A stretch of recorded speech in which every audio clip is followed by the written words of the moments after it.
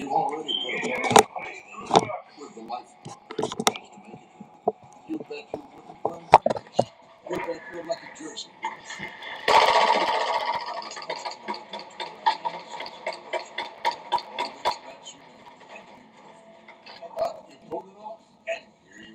So try betting on America's #1 sports book. All customers get a no sweat same game parlay on the NFL playoffs this weekend. FanDuel, make every moment more. We're tracking rain chances for the remainder of the weekend tonight.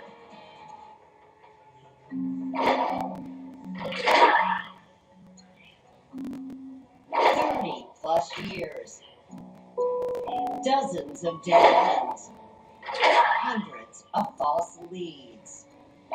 And then in April 2018, C.C. Moore got on a computer, and out of the billions of people on Earth identified through genetic genealogy, the one man she believed killed Jay Cook and Tanya Van Cuylenborg. Well, what am I watching? You identified William Earl Talbot II. William Earl Talbot II.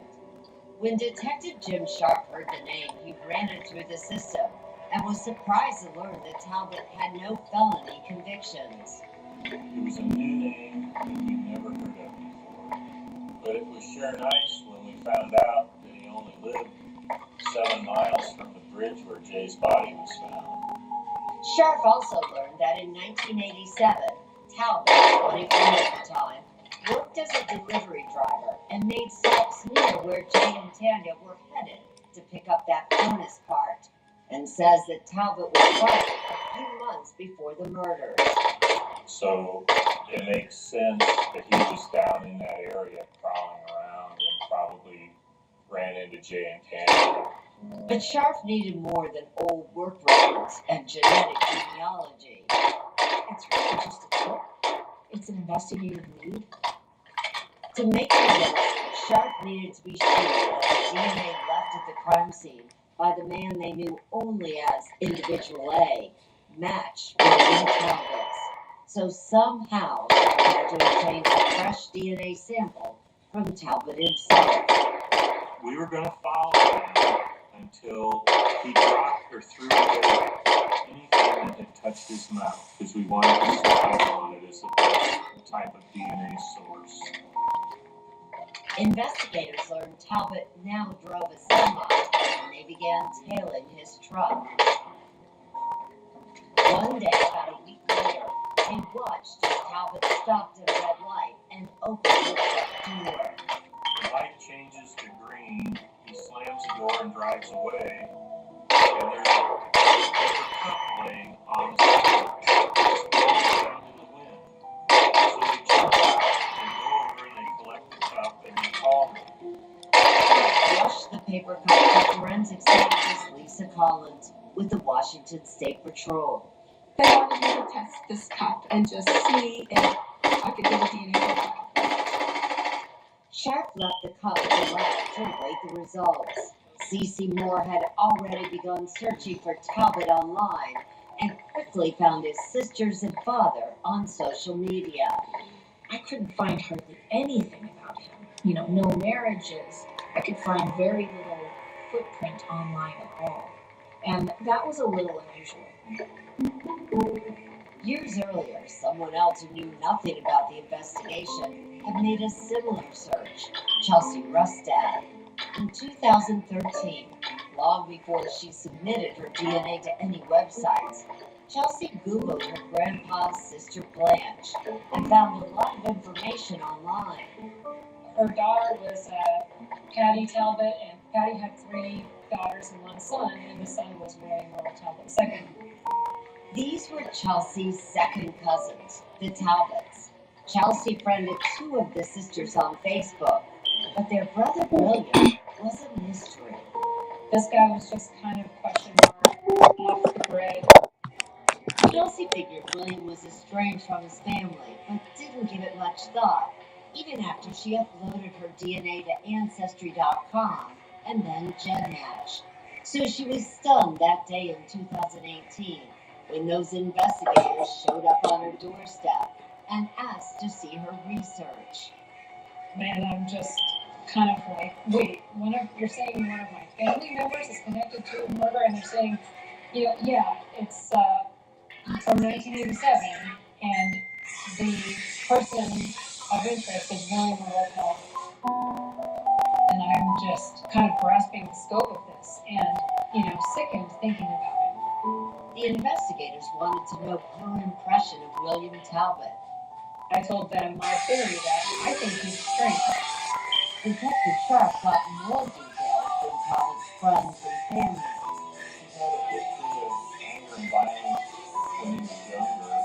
He had a really angry history. In audio-taped interviews with Talbot's sisters, Sharp wrote William Talbot began under the left and his father was seriously hurt in a motorcycle accident.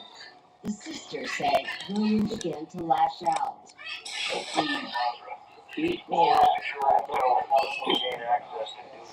Another sister says William cut her too. Still, she said she didn't think he was capable of murder. Fine, but not to the point of attacking or killing somebody, no. But would the DNA on the paper cup tell a different story? That was on Detective Sharp's mind when he returned to the police lab and Lisa Collins shared the results of her testing. I said, the profile from the cup matches individual A. It was just an amazing moment. Yeah. What did that feel like, Jim? I got tears in my eyes. I'm like, I can't believe it. It's so emotional. And then I'm like, yeah, I got him. And so on May 17, 2018, nearly 31 years after two carefree teenagers set out on a road trip and never returned, Detective Sharp arrested William Talbot. He says, John, we got him. Sharp called Tanya's brother John right away, saying that at long last, individual A was in handcuffs. Yeah, I mean, that's when it really sent a chill down my spine. It was pretty overwhelming to think that it all culminated in that moment right there. That's 31 years later. The next day, William Talbot was charged with Tanya's murder. Charges for Jay's murder soon followed. Jay's sister spoke at a press conference. It's hard to put into words this feeling of relief, joy, of great sorrow that this arrest brings. Jay's mom said the moment was bittersweet. On one hand, we're close to closure, and on the other, we see a lot of loss. And I don't have my only son, Jay.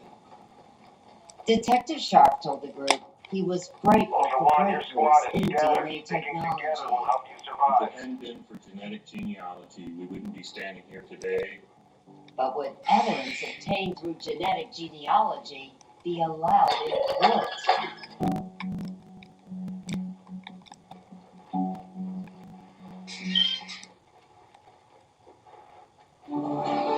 I'm being vaccinated with Prevnar 20, a Pfizer vaccine. So am I, because I'm at risk for pneumococcal pneumonia. I'm asking about Prevnar 20 because there's a chance pneumococcal pneumonia could put me in the hospital. If you're 19 or older with certain chronic conditions like COPD, asthma, diabetes, or heart disease, or are 65 or older, you may be at increased risk for pneumococcal pneumonia. Prevnar 20 is approved for use to prevent infections from 2 strains of the bacteria that cause pneumococcal pneumonia in just one dose. Don't get Prevnar 20 if you've had a severe allergic reaction to the vaccine or its ingredients. Adults with weakened immune systems may have a lower response to the vaccine. The most common side effects are pain and swelling of the injection site, muscle pain, fatigue, headache, and joint pain. That's why I chose to get vaccinated with Prevnar 20, because just one dose can help protect me from pneumococcal pneumonia. Ask your doctor or pharmacist about getting vaccinated with Prevnar 20 today. Hey, pass me a pen. I mean, can you drink any louder? Hand me some ways. Did you eat any louder? It's normal to eat loud. Drinking loud makes no sense.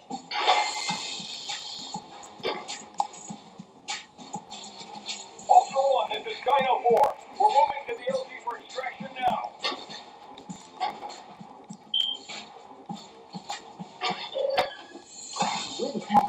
graphics store, the two-sided color printing store. We're everything your small business needs to make it everything it should be. The one-stop, secret weapon to make a lot of noise and be unstoppable store. The UPS